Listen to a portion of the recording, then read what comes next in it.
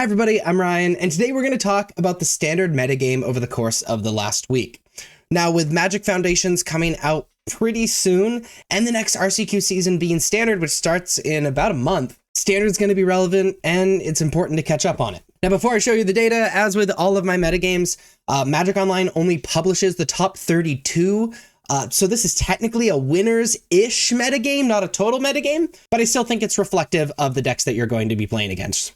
So without further ado, here is the standard metagame. At the top is Golgari Midrange with 17.2%, then Orzhov Midrange with 10.2%, and then a three-way tie in third with Gruul Prowess, Mono White Token Control, and Azorius Control. But Mono White Token Control and Azorius Control are kind of the same deck, which we'll talk about in just a second. So you almost can kind of combine them into the same archetype, and that's actually in second.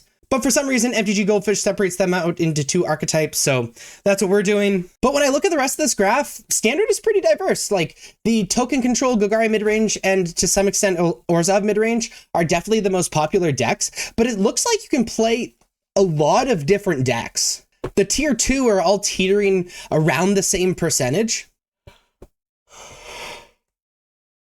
and they're all very playable. But let's talk about the top decks, starting with Gruul Prowess. The Gruul Prowess deck is sort of the premier aggro deck of the format. It plays a bunch of the Bloomburrow aggressive red creatures that are played in Pioneer, along with Monastery Swiftspear and Slickshot Show Off. This looks a lot like the Pioneer Rakdos Prowess deck, by the way. They play creatures, pump them up with Might of the Meek and Monstrous Rage, remove what's blocking with Shock, protect their homies with Snakeskin Veil and stuff like that, and just jam and kill as fast as possible. We've seen strategies like this ever since Slickshot Show Off and Monastery Swiftspear got printed in standard. We've seen strategies like this. This cat is raising hell here.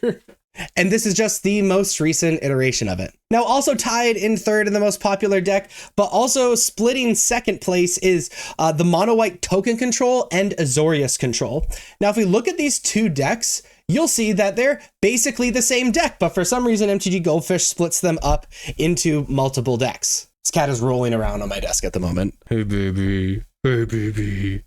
The only difference is one of the decks is splashing blue for Jason in the sideboard. One of them is splashing red for Imidane's Recruiter in the sideboard. I don't know why MTG Goldfish considers the Imidane's Recruiter version like mono white, but whatever. It's whatever. They're effectively the same deck. What both of the decks are doing are attempting to sort of flood the board with tokens in various ways between Carrot Cake or Elspeth or Beza. Draw a bunch of cards off of Enduring Innocence or Caretaker's Talent. Wipe the board if it gets too hairy, and just totally outcard their opponents, pump all the tokens up with Caretaker's Talent, or maybe Imidane's Recruiter, or whatever, and win.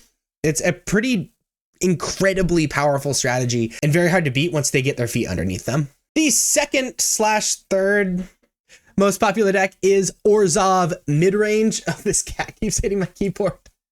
It's a basic midrange deck. It removes things. It draws extra cards with Caustic Bronco.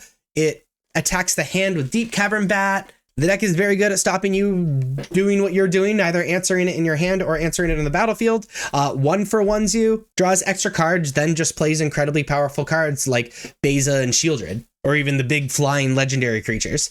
We've seen decks like this all the time, just the Reduke black decks. Speaking of those decks, the Orzhov Midrange deck's big brother, the most popular deck in the format, is Golgari Midrange. It's trying to do an extremely similar thing as the Orzhov Midrange decks, just playing the green cards instead of the white cards. Some versions attack the hand with Duress and Liliana and sometimes the Bat. They're drawing cards with Caustic Bronco and with the adventure side of Mosswood Dread Knight. And though some versions are sort of falling away from it, there is a infinite combo with, I believe it's Innkeeper's Talent and the Vraska with double encounters on things. Or I say infinite combo, a combo that just kills. And so there's like a combo midrange version, but also like a normal midrange version as well. Both the Orzhov and the Golgari decks are doing really, really similar things here. But there you have the standard metagame, the dispersal and an explanation of the top 5/6 decks.